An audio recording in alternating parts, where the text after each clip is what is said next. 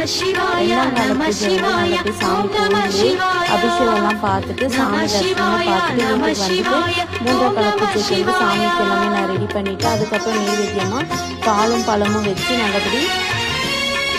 சாமி நடத்தி பார்த்துட்டு வந்துட்டு வீட்டிலே வெள்ளாவில் வச்சு நல்லபடியாக ஒரு 108 போட்டு சொல்லி வீட்டிலே சிவனுக்கு அபிஷேகம் அர்ச்சனை பண்ணிவிட்டு அதுக்கப்புறம் வந்து தூப தீராதெல்லாம் போட்டுட்டு அப்புறம் கற்பூர ஆரத்திலையும் பார்த்துட்டு நல்லா பூஜை பண்ணி முடிச்சுட்டு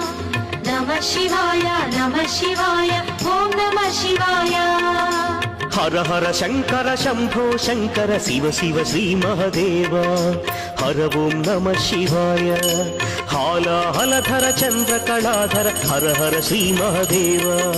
शिव ओम नमः शिवाय हर हर नमः शिवाय शिव शिव नमः शिवाय